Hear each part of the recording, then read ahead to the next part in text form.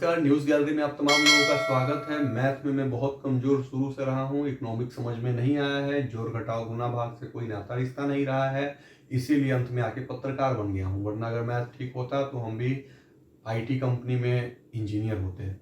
Math का बात इसलिए हो रहा है क्योंकि पेट्रोल अभी 107 रन बनाकर नाबाद है और बैटिंग कर रहा है।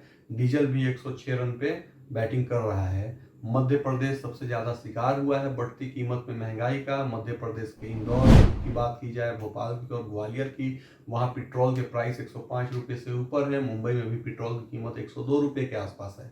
तो ऐसे में 100 रुपये और 100 रुपये से कम के पेट्रोल अगर कहीं की है तो हमने उसको लिया ही नहीं है। जो सबसे ज़्यादा कीमत जिस शहर में है उस शहर के कीमत के प्राइस को टारगेट करते हुए हमने आपको बताया कि पेट्रोल 107 रन पे नाबाद है। दाद देनी पड़ेगी हिंदुस्तान की जनता को कि पेट्रोल की इस कीमत को देखने के बाद भी वो खामोश हैं। कुछ आईटी सेल के लोग, सर्वे शर्मा हुक्मरान प्रवक्ता, ये तक कहते हैं कि शेर को अगर पालोगे तो खर्च महंगा होगा ही।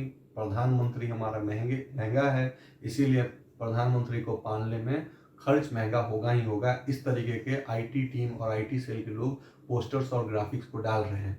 हाँ, स्मृति ईरानी जी से पूछना चाहिए कि जब पेट्रोल का कीमत 84 और 85 रुपये हुआ था, हमारे बीच में मरहूम अब हमारे बीच में नहीं है, लेकिन पूछना चाहिए था हमारे देश के पुराने वित्त मंत्री से, जो कि दिल्ली के संत स्टीफन कॉलेज से पढ़े हैं। इशारों में आप समझ जाइए कि हम किसका नाम ले रहे हैं। वो वकील भी रह चुके हैं, उन्होंने अरुण जेटली साहब। तो उन लोगों से, वो हमारे बीच में नहीं है लेकिन स्मृति ईरानी है, तो इनसे पूछना चाहिए कि जब 84 और 85 रुपये पेट्रोल हुआ था तो आपने प्रोटेस्ट किया था। जब वो पेट्रोल 107 रुपये है तो आप कहाँ हैं? सरकार आपकी है क्या, इसीलिए आप खामोश हैं? हाँ, कांग्रेस से भी शिकायत है कि वो प्रोटेस्ट उनका नहीं चल रहा है या वो प्रोटेस्ट नहीं कर रहे हैं।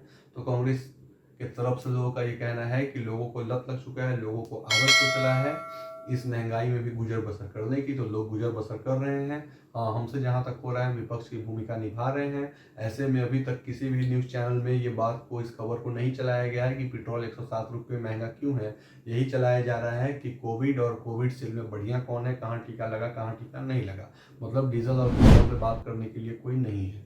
तो अब ऐसे में हमें भी सोचना और समझना चाहिए कि हम कैसे देश में रह रहे हैं। हाँ, हमें और हिंदुस्तान के तमाम जो जनता और जो लोग बीजेपी के प्रवक्ता हैं या बीजेपी के चहीते हैं, लाडले हैं, जो लोग बीजेपी को पसंद करते हैं, उनकी मिसाल की दाद देनी पड़ेगी कि पेट्रोल 107 रन बना करके भी नाबाद है और वो फिर भी खामोश है। वो लोग कहते थे कि पेट्रोल 100 रुपये हो जाएगा फिर भी हमारे देश के प्रधानमंत्री यही रहेंगे। तो उन लोगों के लिए ढेर सारी शुभकामना और बधाई कि वो लोग अपने सपने में कामयाब हुए हैं, उनका सपना साकार हुआ है। पेट्रोल का प्राइस बढ़ रहा है और प्रधानमंत्री भी अपने सीट पे जमे हुए हैं। वो भी टेस्ट मैच खेल रहे हैं। उनका भी ऐसा मानना है कि 2050 तक बीजेपी की सरकार भारत में सेंटर में रहेगी। तो आदत डाल लीजिए, कहीं ऐसा ना हो कि 2050 आते आते पेट्रोल की कीमत 100 रुपये से बढ़कर 500 रुपये तक हो जाए। तो आपको भी आदत डाल लेनी चाहिए इतनी महंगाई में भी गुजर बसर करने की। हाँ, एक बात चौंकाने वाली है कि पिछले 3 महीने में 23 बार पेट्रोल की कीमतों में उछाल आया है। इससे बेहतर ये होना चाहिए कि रोज 1-2 रुपये पेट्रोल की कीमत बढ़ रहा है, इससे बढ़िया एक साथ ही पेट्रोल की कीमत 50 रुपये बढ़ा दिया जाए। कम से कम लोग इस उम्मीद से, इस चैन के साथ रहेंगे कि अब पेट्रोल की कीमत कम से कम 6 महीने तक तो नहीं बढ़ेगी। लेकिन हर 2 दिन बीच करके पेट्रोल का कीमत बढ़ना, प्राइस राइज होना, इस बात को इशारा करता है कि इस पे केंद्र सरकार और राज्य सरकार कितना टैक्स ले रहा है या ले रही है। कार्यक्रम अच्छा लगे तो इसे लाइक शेयर सब्सक्राइब जरूर करिए। धन्यवाद।